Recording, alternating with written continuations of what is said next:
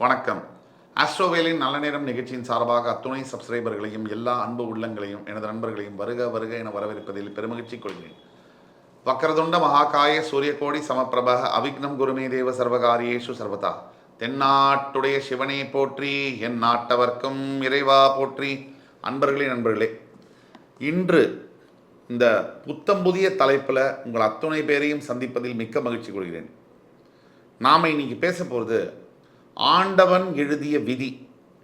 12 ராசிகளுக்கான தலை விதி என்ன, பிறப்பின் ரகசியம் என்ன, எதை செய்யலாம், எதை செய்தால் நல்லது வரும், எதை செய்யக்கூடாது, தவிர்க்க வேண்டும், அதே மாதிரி அவர்களுடைய குணாதிசயங்கள் என்ன, டெஸ்டினி விதின்னு நம்ம சொல்கிறோம். அதே மாதிரி என்னென்ன ரெமிடிஸ் இருக்குது, ரெமிடிஸ்ன்றது சொல்யூஷன்ஸ் என்னென்ன இருக்குது, இமீடியட் ஃப்யூச்சர் உடனடியாக அடுத்த 6 மாதங்களுக்கெல்லாம் என்ன மாதிரி நடக்கக்கூடிய மாதிரி சந்தர்ப்பங்கள் இருக்குது. ஆக ஒரு தொகுப்பாக 12 ராசிகளுக்கு வழங்கிட்டு வரும். அந்த வரிசையில் இன்றைக்கி நம்ம பார்க்க போகிறது ரிஷபராசி. இந்த ரிஷபராசிக்கு முக்கிய பங்கு உண்டு. இந்த ராசி மண்டலத்தில் மாதா காரகன் அப்படின்னு சொல்லக்கூடிய சந்திரன் ரிஷபத்தில் உச்சம் பெறுகிறார். அம்மா குணம் அப்படின்னா எல்லாரையும் அரவணைச்சு ஆதரித்து போகக்கூடிய ஒரு குணம். அந்த குணத்தை உடைய சந்திர பகவான் உச்சம் பெறுகின்ற ரிஷபராசி. இதில் ஒரு பெரிய ரகசியம் இருக்கு. ரிஷபராசிக்காரர்களுடைய தலைவிதி, ஆண்டவன் எழுதிய விதி என்னங்கிறத பார்க்கும்போது அதில் முதல் படியாக உங்களுடைய குணாதிசயங்கள், கேரக்டரிஸ்டிக்ஸ், இதை பார்ப்போம். ரிஷபராசிக்காரர்களுடைய குணாதிசயங்கள், கேரக்டரிஸ்டிக்ஸ் என்ன? முதலாவதாக ரிஷபராசியில் பிறந்த அனைத்து இல்லை ஒரு 90% பேர் பார்ப்பதற்கு ரொம்ப அழகாக இருப்பீங்க. அது பெண்ணாக இருந்தாலும் ஆணாக இருந்தாலும் அடுத்தவர்களை கவரக்கூடிய, கவர்ச்சி தரக்கூடிய ஒரு தன்மை என்பது இருக்கும். இது ரிஷபராசியுடைய முதல். இது ரிஷபராசிக்கு சிம்பல், அதாவது ராசியுடைய சின்னம் ஒரு ரிஷபம், அதாவது பொதி மாடுன்னு சொல்லலாம். எல்லா பாரத்தையும் வாங்கி போட்டுக்கொண்டு தன் தலை மீது போட்டுக்கொண்டு வாலண்டரியாக மற்றவர்களுக்கு உதவி செய்ய வேண்டும், ஓடி ஓடி போய் உதவி செய்ய வேண்டும் என்ற எண்ணம் ரிஷபராசிக்காரர்களுக்கு கண்டிப்பாக இருக்கும். மூன்றாவதாக, ரிஷபராசியில் பிறந்த நீங்கள் இந்த ஈஸியாக மற்றவங்க கிட்ட ஏமாறக்கூடிய தன்மை இருக்கும். ஒருத்தரை சும்மா சூப்பராக எளிதில் நம்புறது, அப்படி நம்பி நம்பி மோசம் போய் அவர்களாலேயே ஏமாற்றப்பட்டு அதை நினைத்து நொந்து போவதும் ஒரு விதியாக இருக்கிறது. இன்னொரு கேரக்டரிஸ்டிக்ஸ் என்னன்னு பார்த்தீங்கன்னா, படிப்பில் கொஞ்சம் ரிஷபராசி அன்பர்களில் பெரும்பாலானவர்கள் நன்றாகவே படிக்கிறார்கள், அகடமிக்கலி சவுண்டாக இருக்காங்க. எந்த வகையிலையாவது கலைத்துறை, என்டர்டெயின்மெண்ட்டில் ஆடுவதோ பாடுவதோ மியூசிக்கோ சம்பந்தப்பட்ட ஏதாவது ஒரு கலை, பத்திரிகை துறை, சினிமா துறை, இந்த கலைகளில் ஆர்வம் இருக்கும். 64 கலைகளில் இந்த ரிஷபராசிக்காரர்களுக்கு நிறைய செலவு செய்வது என்பது ரொம்ப பிடிக்கும். ஷாப்பிங் ஃப்ரீக்குன்னு சொல்லுவாங்க. பெரும்பாலான ரிஷபராசி அன்பர்களுக்கு சில இடங்களில் பிரச்சனைகள் வரும். அது என்னங்கிறத பார்ப்போம். முக்கியமாக நம்ம பார்த்தோம்னா ரிஷபராசி அன்பர்களுக்கு எப்பவுமே சுப செலவுகள் அதிகமாக இருக்கும். அந்த இருக்கிற ஃபோனை விட்டு எக்ஸ்ட்ராவாக ஃபோன் வாங்கிறது, அப்கிரேடு பண்ணிக்கிறது, மிகப்பெரிய தன் வசதிக்கு மீறிய சொத்துக்களை வாங்குவது, தன் வசதிக்கு மீறிய வாகனங்களை வாங்குவது, இதனால் வரக்கூடிய கடன் சுமைகள் இது இருக்கும். அதிகமாக செலவு செய்யும்பொழுது என்ன ஆகும், எவ்வளவு சம்பாதிச்சாலும் கூட அது சுருக்கமாக கரைந்து போகக்கூடிய ஒரு தன்மை என்பது இருக்கும். இது எல்லாத்தையும் விட ரிஷபராசிக்காரர்களுக்கு விதி என்ன, ஆண்டவன் எழுதிய விதி. இப்போ படிப்பு அப்படின்னு வரும்போது ரிஷபராசி என்பவர்களுக்கு நிறைய பேர்களுக்கு கலைத்துறை சார்ந்த தொழில்களை செய்யக்கூடிய ஒரு பாக்கியம் உண்டு. ஆனால் படிப்பில் முக்கியமாக ரிஷபராசி நண்பர்களுக்கு மருத்துவத்துறையை சார்ந்த படிப்புகள் அதிகமாக விருப்பம் இருக்கும். மெடிசன் படிக்கணும், கெமிக்கல் இன்ஜினியரிங் படிக்கணும், இதெல்லாம் வந்து விருப்பமாக இருக்கும். ட்ராவல்ஸு துறை, டூரிசம் துறை, ஜேர்னலிசம் இதெல்லாம் படிக்கணுங்கிற விருப்பங்கள் இருக்கும். இந்த காதல்னு வரும்போது ரிஷபராசியில் ஒருத்தங்க பிறந்திருக்காங்க, ஆணாகவோ பெண்ணாகவோ இருக்காங்க. ஆனால் இது வரைக்கும் அவங்க காதலிக்கவே இல்லைன்னு சொன்னால் இந்த பிரபஞ்சமே இருக்காது. ரிஷபராசியில் பிறந்தவர்கள் ஏதாவது ஒரு நிலையில் யாரையாவது காதலிப்பது என்பது இயல்பு. ஒன்றுக்கு மேற்பட்ட காதல் விருப்பமோடோ விருப்பம் இல்லாமலோ வந்தே தீருகிறது. இது எல்லாத்துக்கும் மேலே வாழ்க்கை துணை, திருமணம் அதுன்றதை பற்றி பேசும்போது ரிஷபராசிக்காரர்களுடைய விதியானது 100% ரிஷபராசி அன்பர்களுக்கு சரியான வாழ்க்கை துணை என்பது அமைவதில்லை. பெரும்பாலான நேரங்களில் ரிஷபராசிக்காரர்களுடைய பார்ட்னர்ஸ் ஹஸ்பண்டாக ஒய்ஃபாக இருந்தால் கூட உள்ளுக்குள்ளேயே ரகசியத்தை பூட்டி வைக்கக்கூடிய பார்ட்னர்ஸாக இருப்பாங்க. வெளிப்படையாக பேசக்கூடிய தன்மை இல்லாதவர்களாக இருப்பாங்க. இல்லை போய் சொல்லுவாங்க, எதையோ மறைப்பாங்க. அது சாதாரண விஷயமாகவும் இருக்கலாம், முக்கியமான விஷயமாகவும் இருக்கலாம். ஆக ரிஷபராசி அன்பர்களுக்கு இந்த லைஃப் பார்ட்னருடைய பிரச்சனைகள் எப்போவுமே நிறைய டைவர்ஸ் பாசிபிலிட்டிஸு இதெல்லாம் விதியிலேயே வருது, பிறப்பு ரகசியமாக வருது. உங்களுடைய 7ஆம் இடம் என்பது விருச்சிக ராசி என்பதனாலும் அந்த விருச்சிக ராசிக்கு அதிபதி செவ்வாயாக வருவதனாலும் அங்கே உங்கள் ராசியில் உச்சம் பெறக்கூடிய சந்திரன் உங்கள் களத்திர ஸ்தானம் 7ஆம் இடத்தில் போய் நீச்சம் பெறுவதனாலும் உங்கள் விருச்சிக ராசி என்பது காலபுருஷனுக்கு மறைவு ஸ்தானம் என்பதனாலும் உங்களுடைய லைஃப் பார்ட்னர் நாம் வாயால் சொல்ல முடியாத சில ரகசியங்களை மறைத்து வைத்திருப்பார்கள்.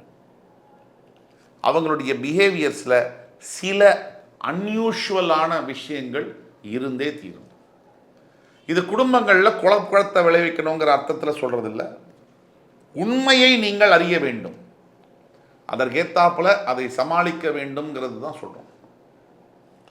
அதே மாதிரி எவ்வளவுதான் நீங்கள் கடுமையாக உழைச்சி மற்றவர்களுக்காக உங்கள் வாழ்க்கையை வாழ்ந்தாலும் கூட ஒன்று நீங்கள் ஞாபகம் வச்சுக்கணும், உங்களுக்கு ஒரு பிரச்சனைன்னு வரும்போது யார் உதவி செய்கிறாங்க? உங்களுக்கு ஒரு சங்கடம் வரும்பொழுது எங்கே உதவி கிடைக்குது? கையில் இருக்கும்போது எல்லாருக்கும் கொடுத்துட்டு உங்களுக்கு தேவைங்கிற போது அல்லல் படுவது என்பது உங்களுடைய விதியாக இருப்பதனால் உதவி செய்யுங்க, வேண்டான்னு சொல்ல. பாத்திரம் அறிந்து பிச்சை கொடுன்னு சொல்கிறாங்க. யாருக்கு எப்பொழுது எப்படிப்பட்ட எந்த அளவிலான உதவியை செய்கிறோம் என்பது ரொம்ப ரொம்ப முக்கியமாக இருக்கிறது.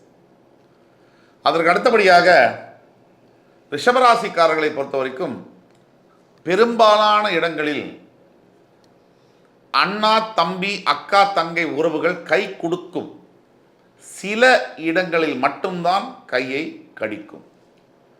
ஆனால் 75% பிரதர் சிஸ்டர் ரிலேஷன்ஷிப் நல்லா இருக்கும். உங்களுடைய சுயம் தனிப்பட்ட ஜாதகத்தில் தப்பாக இருக்கிற பட்சத்தில் இருக்கும். இந்த வீடியோவை முழுசாக பாருங்கள்.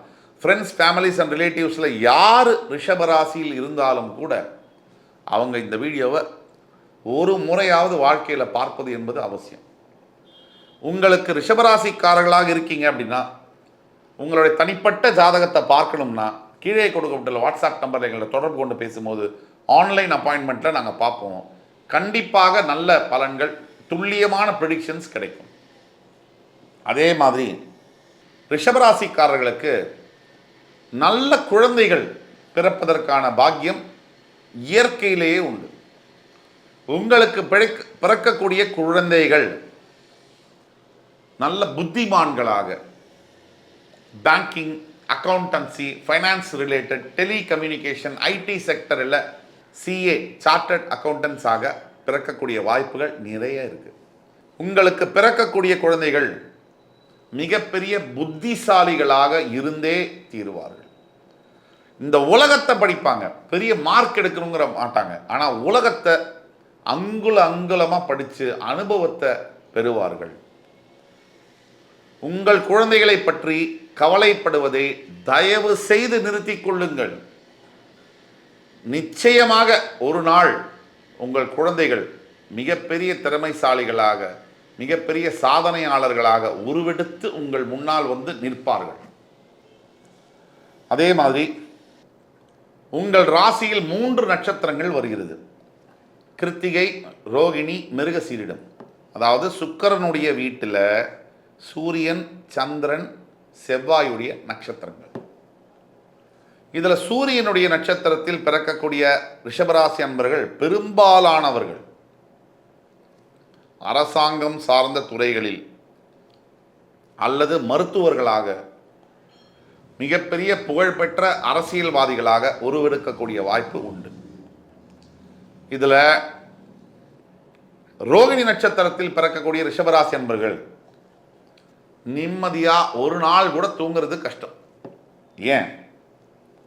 என்ன அலைகள் ஓடிக்கிட்டே இருக்கும், நிம்மதியாக இருக்க விடாது, ரெஸ்ட்லெஸ்னஸ் இருக்கும். தியானம் ரிஷபராசியில் பிறந்த அனைத்து அன்பர்களும் செய்வது மிக மிக அவசியம். குறைஞ்சபட்சம் 5லேருந்து 10 நிமிஷம் தியானம் பண்ணணும். பெரும்பாலும் ரோகிணி நட்சத்திரம் 2ஆம் பாதம் 4ஆம் பாதத்தில் பிறப்பவர்களுக்கு வாழ்க்கை சிறப்பாக இருக்கிறது என்பது நிதர்சனமான உண்மை. இதுலேயும் விதிவிலக்குகள் உண்டு. விதிவிலக்குகள் விதியாகாது.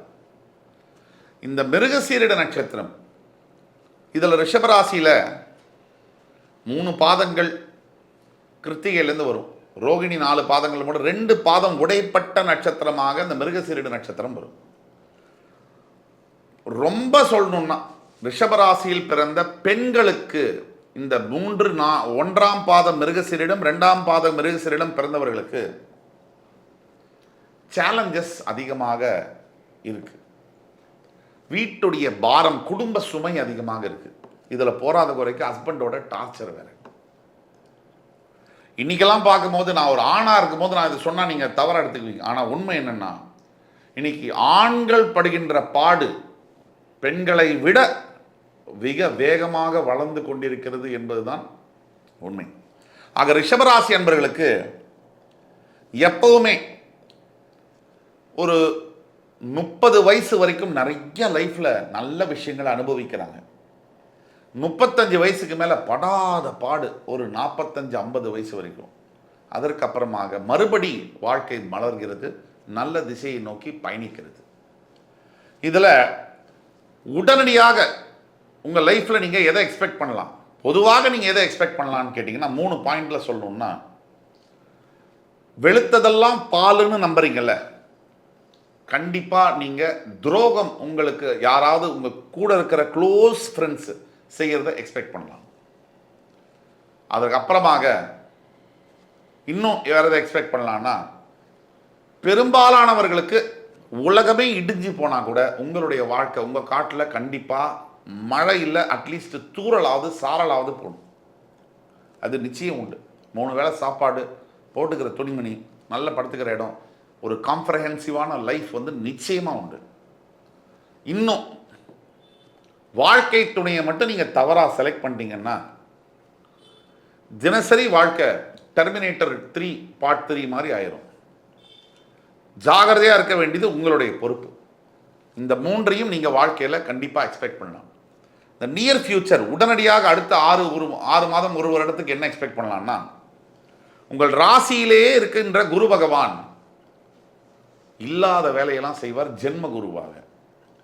முதல்ல உடல்ல டிசீசஸ், தெரியாத பிரச்சனைகள், உடல் ஹெல்த் சம்பந்தப்பட்ட பிரச்சனைகள் வரலாம். ஆக ஹெல்த் சம்பந்தப்பட்ட ஜென்ம குருவால் வரக்கூடிய பிரச்சனைகள் வரலாம். ஆனால் ஒட்டு மொத்தத்தில் நீங்கள் கவனமாக இருக்க வேண்டியது அவசியம். பரிகாரமாக நாம் சொல்வது, அனைத்து ரிஷபராசி என்பர்களும் ஒரு முறையாவது பத்ரிநாத் ஸ்தலத்துக்கு சென்று அந்த விஷ்ணு பெருமானை வழிபட்டு வரும்பொழுது உங்கள் வாழ்க்கை மிக மிக வேற லெவலில் மாற்றம் அடையும் என்பதில் கொஞ்சம் கூட சந்தேகம் இல்லை. இன்னும் அடுத்து வரக்கூடிய காணொளியில் பல சிறந்த தலைப்புகளுடன் மறுபடி ரிஷபராசி என்பர்களை மறுபடி சந்திக்கும் வரை உங்கள் அத்துணை பேரிடமிருந்து விடைபெறுவது உங்கள் சுபாஷ் பாலகிருஷ்ணன். நன்றி, வணக்கம், வாழ்க வளமுடன்.